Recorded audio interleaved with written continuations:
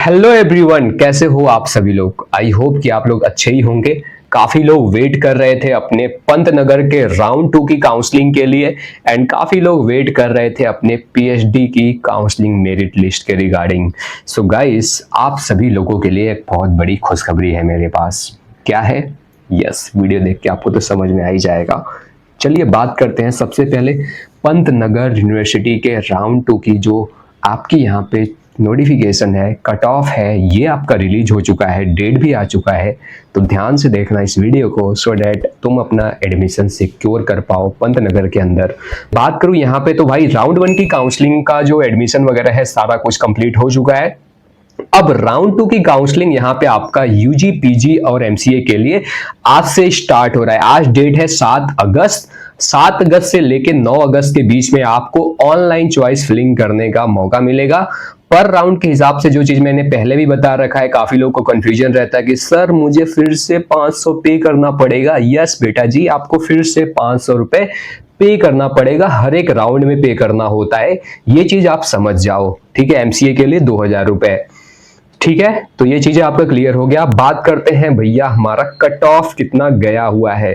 तो खुशखबरी है, ज्यादा रैंक तक वाले बच्चे भी इस राउंड में एलिजिबल है। ठीक है, सबसे पहले बात करूं अगर यहाँ पे मैं यूजी के लिए, तो अगर आप यूआर कैटेगरी में हैं और अगर आपकी रैंक आ रही है 1 से लेके 1323 तक, तो आप राउंड 2 की काउंसलिंग के लिए एलिजिबल हो। आप कोर्सेज को ऑप्ट कर सकते हो।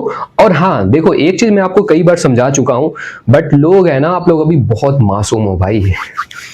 ठीक है, तो अगर चीजें नहीं आती है तो सीख लिया करो, रादर देन टेकिंग अ फालतू का रिस्क जो कि आपको कहीं ना कहीं आपके करियर को डैमेज कर रहा है, आपके सीट को डैमेज कर रहा है। ठीक है, तो अगर आप 1323 रैंक तक आए हैं, अगर आप यूआर अनरिजर्व कैटेगरी में बिलोंग करते हो, तो डेफिनेटली भाई आप यहाँ पे राउंड 2 की चॉइस फिलिंग के लिए एलिजिबल हैं। इट डज नॉट मीन कि आपको सीट मिल जाए। मैंने पहले भी समझाया था, काफी लोगों को कम रैंक पे भी सीट नहीं मिला। और जो बच्चे अच्छे से काउंसलिंग कराए, मेरे से पर्सनली चॉइस फिलिंग मैंने खुद उनका किया भाई, इतना एफर्ट्स लगता है। और कितना फी था? 599, मतलब 600 के आसपास, समझ सकते हो। फिर भी उनको सीट मिला ज्यादा रैंक पे भी। तो बहुत सारी चीजें वैसे मैटर करती है कि आपका कितना रिजर्वेशन है, कोटा आपका कौन कौन सा है, सीट्स कितने हैं, और भी फैक्टर। तो अवेयर रहे, बिलोंग करते हैं तो 3377 रैंक तक। डीपीडब्ल्यू में अगर बात करें तो यहाँ पे आप 1288 रैंक तक। यूईडब्ल्यू में अगर बात करें तो लगभग आप 3995 रैंक तक। फिजिकली हैंडीकैप्टेड 3969 रैंक तक आप चॉइस फिलिंग के लिए एलिजिबल हैं।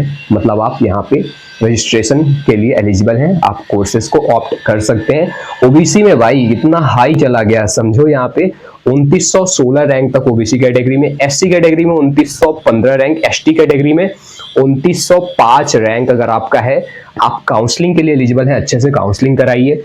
और अगर यहाँ पे बात करूं अदर स्टेट के लिए, तो 2919 रैंक तक मैं यहाँ पे लगा दे रहा हूं अपने स्क्रीन पे, आप देख सकते हो। वेबसाइट पे भी जाके इसका नोटिफिकेशन डाउनलोड कर सके तो वहां पे भी आपको वो चीज मिल जाता है। तो इतने रैंक तक अगर आप है तो आप काउंसलिंग अच्छे से कराइए, ढंग से कराइए अगर आपको सीट चाहिए तो। और इट डज नॉट मीन कि अगर आप इतना रैंक ला रहे हो, आप काउंसलिंग के लिए जा रहे हो, जो कि काफी लोग का डाउट रहता है कि सर मेरी रैंक तो इतना था कट ऑफ के अंदर फिर भी सीट नहीं मिला। भाई ये होता है कि मतलब यहाँ तक अगर आपका रैंक है तो आप काउंसलिंग के लिए एलिजिबल हो। अब डिपेंड करता है आप कैसे चॉइस फिलिंग कर रहे हो।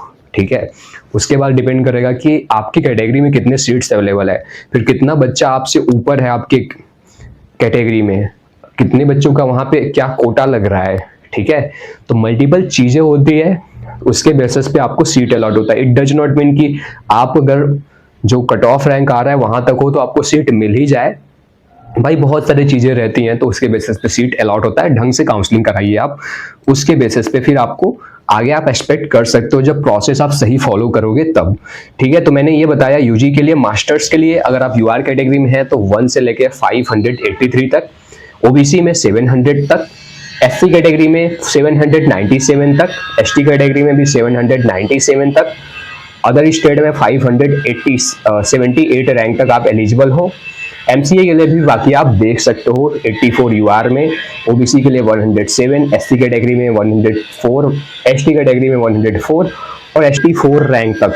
मतलब इतने रैंक अगर आपके हैं तो आप काउंसलिंग के लिए एलिजिबल हो। और पीएचडी के लिए जो आया है आपका, उसमें लिस्ट आ चुका है, तो आप लोग उसे चेक कर सकते हो और आप लोग भी अपना रजिस्ट्रेशन वगैरह ऑनलाइन कंप्लीट कर सकते हो। आपका भी डेट लगभग सिमिलर ही है 7 से 9 तक। एंड उसके बाद फिर आपका सीट अलॉटमेंट आएगा ऑनलाइन 13 तारीख को। देन उसके बाद फर्दर जो मैंने आपको पहले प्रोसेस बताया था कि आप रिपोर्टिंग करोगे, और अगर आपको बेटर सीट और चाहिए, जैसे आपको मान लो राउंड 2 में कोई सीट अलॉट हो जाता है, आपको लगता है कि यार आपको और बेटर सीट चाहिए, then you can go for spot counselling for all candidates, you all are eligible. तो आप उसके लिए जा सकते हो, और जैसे किसी को कोई सीट नहीं मिलता है तो भी आप स्पॉट के लिए एलिजिबल रहते हो। तो वो आपका लास्ट में होता है अगस्त जनरली, ठीक है। तो उसके बाद फिर आपका जो रिजल्ट आएगा 13 को, फिर आपका 17 से लेके आपका 18 अगस्त के बीच में यूजी के लिए आपका रिपोर्टिंग होगा। जो भी रहेगा आपका डेट आपके अलॉटमेंट पे मिल जाएगा। जैसे कि मैंने काफ़ी सारे रिजल्ट्स भी शेयर किए थे राउंड 1 के लिए। और अगर आप पीजी में रहेंगे तो 16 अगस्त को आपका रिपोर्टिंग होगा। वेन्यू मैंने बता रखा है कॉलेज ऑफ एग्रीकल्चर पंतनगर में, ठीक है। तो ये बेसिकली सारा आपका प्रोसेस मैंने समझा दिया। अब जो एक सबसे इंटरेस्टिंग फैक्ट आता है, जो होता है कि यार आप यहाँ पे अपना चॉइसेस जब ऑप्ट कर रहे हो तो किस ऑर्डर में रख रहे हो, ये काफ़ी बड़ा रोल प्ले करता है। दूसरी बात, यहाँ पे जो आपके पास डॉक्यूमेंट्स है वो सारे के सारे आपको सही तरीके से अपलोड करना, क्योंकि इसका भी आपको फायदा मिलता है।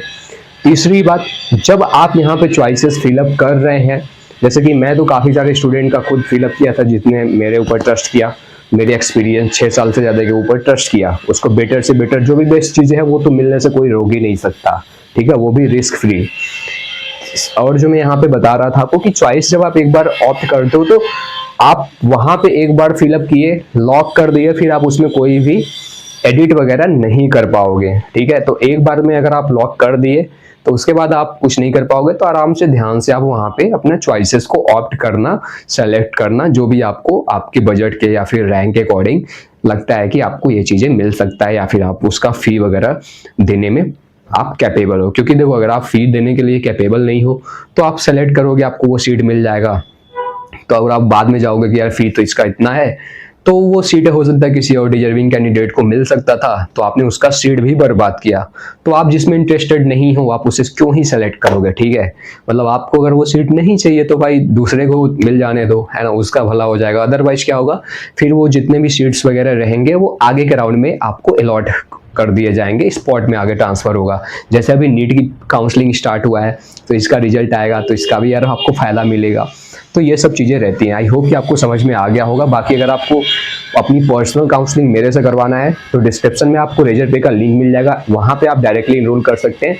मैं कमेंट में भी पिन कर दूंगा। पीजी के लिए भी अगर आपको जाना है, एमसीए पीएचडी के लिए, वो भी आप इनरोल कर सकते हैं। अगर आपको कोई दिक्कत है, समझ नहीं आ रहा है, कुछ भी दिक्कत है, anything you can ask, you can contact with me. वहाँ पे इनरोल करने के बाद खुद ही मैं आपको कांटेक्ट कर लेता हूँ 1-2 दिन के अंदर, ठीक है। तो चलिए मिलते हैं फिर आगे। बाकी जो बच्चे इनरोल किए हैं यार, थोड़ा टाइम पेशेंस रखना, आपका भी काम हो जाएगा। ऑल द बेस्ट बाकी आप लोग को।